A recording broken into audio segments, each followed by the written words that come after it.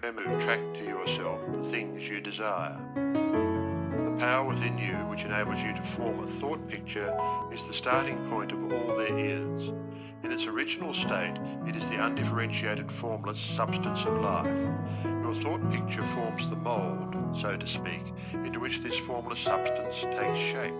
Visualizing, or mentally seeing things and conditions as you wish them to be, is the condensing, the specializing power in you that might be illustrated by the lens of a magic lantern.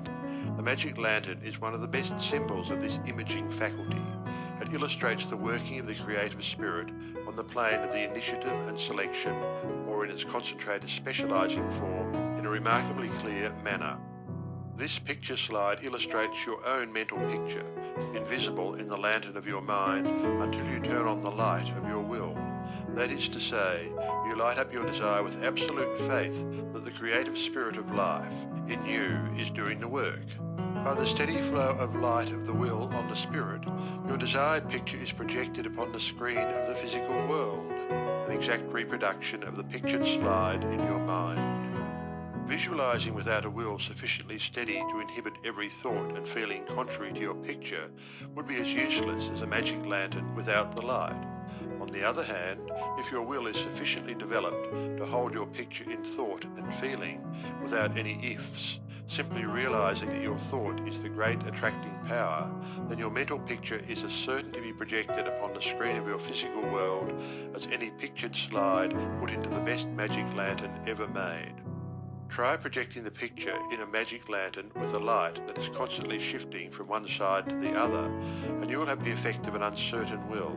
It is as necessary that you should always stand back of your picture with a strong, steady will, as it is to have a strong, steady light back of a picture slide.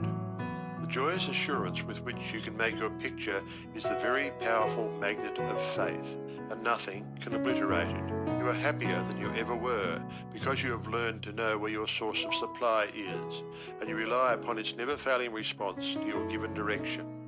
When all is said and done, happiness is the one thing which every human being wants, and the study of visualization enables you to get more out of life than you ever enjoyed before.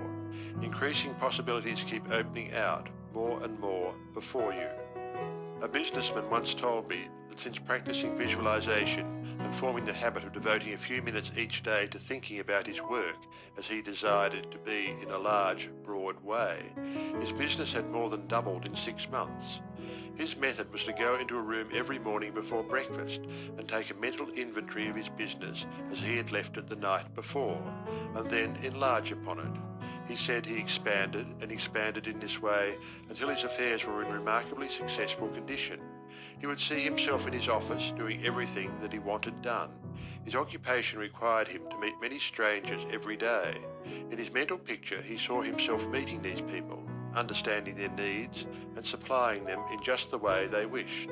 This habit, he said, had strengthened and steadied his will in an almost inconceivable manner. Furthermore, by thus mentally seeing things as he wished them to be, he had acquired the confident feeling that a certain creative power was exercising itself for him and through him for the purpose of improving his little world. When you first begin to visualize seriously, you may feel, as many others do, that someone else may be forming the same picture you are, and that, naturally, would not suit your purpose. Do not give yourself any unnecessary concern about this.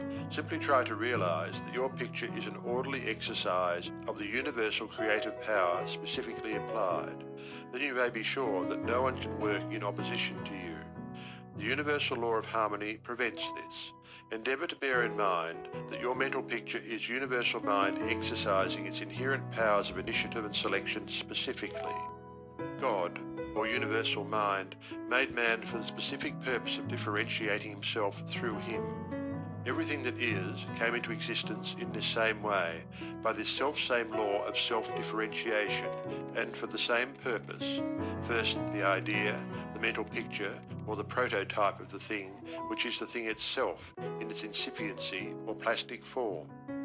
The great architect of the universe contemplated himself as manifesting through his polar opposite, matter, and the idea expanded and projected itself until we have a world, many worlds.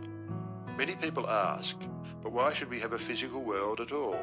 The answer is because it is the nature of originating substance to solidify under directivity rather than activity, just as it is the nature of wax to harden when it becomes cold, or plaster of Paris to become firm and solid when exposed to the air.